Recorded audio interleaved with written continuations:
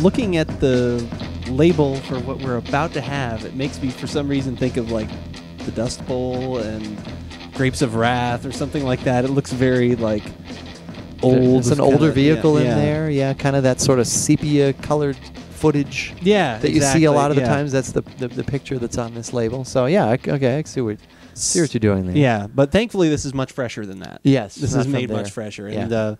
And we are back to beer on this Give It a Shot. I'm Andrew. And I'm Keith. And we are aboutbeverages.com. And the beverage we are about today is from Squatters Brewery. And it is called Big Cottonwood. There's a 190 on there. I don't know if that means anything or not. Could be a freeway, perhaps. Or it looks like a little bungalow. I'm not sure what that drawing is. Okay. Not sure what that signifies. But, yeah, it's Big Cottonwood. It's an American Amber Ale. And this was one of their... limited release series at one time, right? Right, that's correct. It's not.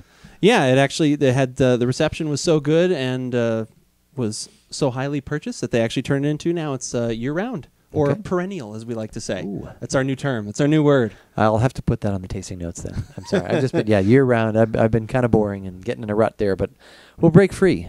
We will break free. We'll break on through to the other side. And there's a date on there, but it looks like part of it's missing. Yeah, I can't quite read that. There's a 6 on there.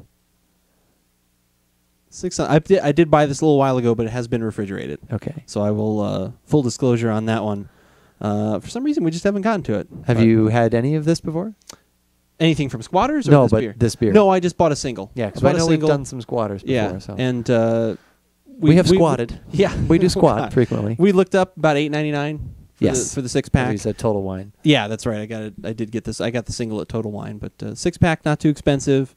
And we've had actually one of my favorites still, and I just had it like a week ago with Jason. Was the Outer Darkness from?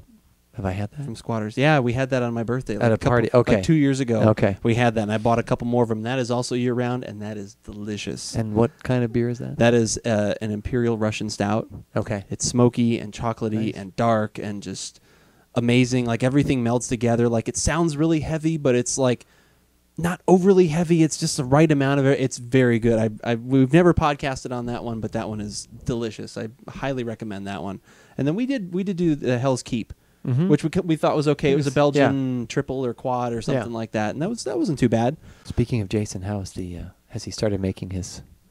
Oh, so we haven't started Fade to Black. Yeah, we haven't begun making the. But you got your oak Fade to Black clone, but in the fridge right now is the maiden bottle of the Oaked Imperial IPA that we created. We are very excited about it. We're actually well, it'll be in the past once this actually goes up, but tomorrow we're going to have a phone conversation as we both enjoy one. Okay, so good. Hopefully it's going to be really good. Does he have the iPhone? Very excited. Yeah, FaceTime? we can do FaceTime or something. No, unfortunately he doesn't. He has a Droid. Yeah, he's kind of negative toward the Macintosh, which I've only come on board with them ever so recently, but he's still holding back. Don't know why. His wife's not though. Heidi has several Mac things, so they're a divided household. Oh my gosh! Yeah, I know. It's terrible. When it comes to technology, but when it comes to beverages, hopefully they find a common ground. They do. That's where their common ground lays. Good. So that's good. And definitely the beverages then will help soften the edges of those discussions. That's right. Yeah, it always does. We're gonna stop right there. Yeah.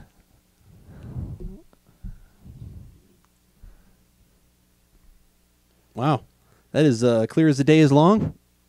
I'm going for old-timey stuff since we have the label. What is going on with that? Check that out. I don't know if that'll be clear enough. Can your arm reach? You're as tall as I am. Can you reach out there? There you go. Hey there, little guy.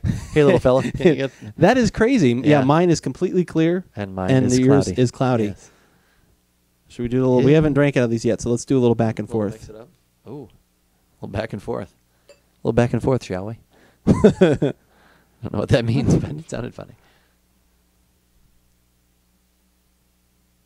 That's all right. I have to drive.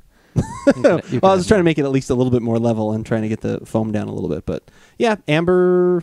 Okay, now I'm a little cloudy. Yeah. Well, you blended the two together. It doesn't. The clear and the cloudy have become. It does not mention anything on here mixed. About it being bottle conditioned in any way. So that just must be just how it is.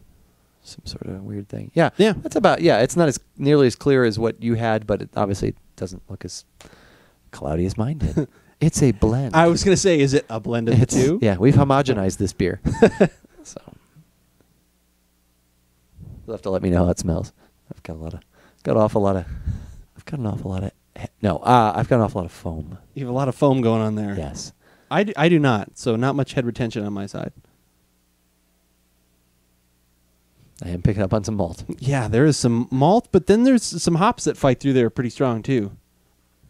I hadn't really thought that there'd be a lot of that coming through, but I think they mentioned Cascade, and for those of you who are into that sort of thing, balanced Cascade dry hopped. Okay. Huh. See, maybe because of the foam having some sort of influence on that, I'm only getting the malt out of that one. Okay, we're gonna switch glasses. Here you go. Yeah, there's the foam's kind of holding something. Yeah, Okay, yeah, it's filtering out the high notes there. That actually smells very unique, very interesting. I was again not really sure what to expect, but that's a better aroma than I was kind of hoping for. Sometimes ambers, malty, or like if it's super malty, box, double box, all that kind of stuff, kind of not a huge fan of. But well, we know how I feel about those things. You love them, especially when they go to barley wine. Head toward the barley wine. Yeah, took a wrong turn at barley wine, my friend. Made a left turn at Albuquerque.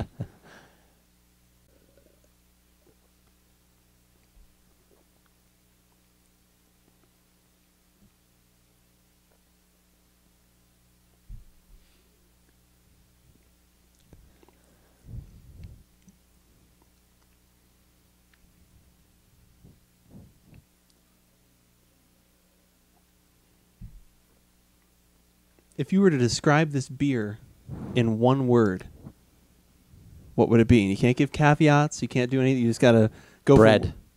Okay. I would say empty.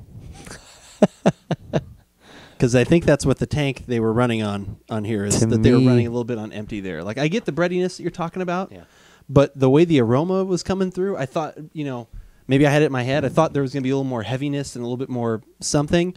And it really just kind of washes over the palate and kind of goes away, and you're just left with, a little bit of bready at the back and some very slight notes of hops and a little salty. Yeah, I'm getting a little bit of it really reminds me of like a wheat bread, a freshly baked, not a fancy loaf of wheat bread, but just a wheat bread that you've just dug into. It's got the crust on the outside. It's got and that's, for some reason, there is something about that makes me think of that, and then. Like you said. But gone. Yeah, it's gone. Yeah, leaves I would me agree. with a little lingering, like, bread crust note, and that's it. Yeah, because there's some sort of, like, burnt kind of something like that, like on a bread. That gets the more of the heat is in the crust, yeah. That's all I have to say about that. Yeah, I think so. That's just, I'm trying to think if... I would think of that as refreshing, but not really. No, because it's. I don't know. It's not. I mean, it's not super dry or anything, so that's not. So that's good, and But overall, not a huge fan of that. No. Our streak is broken. Well, we've kind of plummeted back down now a little bit. Well, we had a good not completely super low, but getting pretty low. But I wouldn't buy that. No, I wouldn't either. And would we have any? How did this make it from the single batch? I don't know. I mean, maybe I know people in Utah are starved for things. See, there's a born. See, it says born on 06. It's probably 6 of 11. Of 11. So it's. And I bought this 9 months old. Yeah. Now I don't think there was. I mean, maybe it went right to my. I don't think I bought it around then. I bought it. I'm assuming Born is when they bottled it, so I bought it, I think, like the end of last year. So it's probably around November, December last year. So it has been at least 4 or 5 months since I've purchased it. 4 months since I've purchased it or so. But it's been in my fridge the whole time. Yeah. I haven't stored it anywhere else. But, I mean, it's always possible something can happen. But there's nothing, I don't think there's any off flavor. No, there's nothing off. I would say probably maybe that little bit of hop that we detected at a few points along the way, maybe that went away. But yeah, it hasn't gone faulty. It's just, to me, it's just there's a lot of malt in there to me. Yeah, and not much else. There is, but it's very thin for having a lot of. You know what I mean? Like it's a very thin beer for having a lot of malts in it. Yeah, you know. And the alcohol's not real high, but that's whatever malt is in there it's coming through. That's all I really get. So. Yeah. So, well, all right. you win some, you lose some. That's right. But you are always a winner if you head on to aboutbeverages.com. Absolutely. Because that is the place where you can get the tasting notes for this beer, as well as where it hits on our recommendation scale. And while they're there, what can they do while they're there? What are all the cool things? Oh my gosh, you can you can watch our Wait, videos. it's enough. Oh, I'm just kidding. That's it. No, That's go all ahead. I got. No. Too much. Too much. You can watch our videos. You can. You can follow us on Twitter. You can. You've been. I remember the whole Pinterest thing. Are you still doing that? Yeah, actually, I am still a little bit. Yeah, Pinterest we deal? are using Pinterest right now a little bit. Okay. So we got that going on. You can follow us, or you can be a friend of us on Facebook. You can look at the drink database. You can send us an email or a comment of any kind to let us know some things we should be trying or how you feel about what we've said about particular beverages. You can, if you've got an idea for something we should add to the site, anything. Let your have a beer and let your mind go. Yeah. Well, Wow. But keep it clean. We are human. We do have feelings. But we are also good with suggestions of any kind. So we appreciate that. But whether we like it or not, You should. Well, you should give it a shot. Well, it's not that expensive. You should try it. Maybe it's to your liking. it might be yours. But it not might be your ours. style. From what we said, you think that's my thing, then you should give it a shot. If only I could find a beer that was full of emptiness and malts. Full of emptiness. We've got it. It's an oxymoron. It's full of emptiness.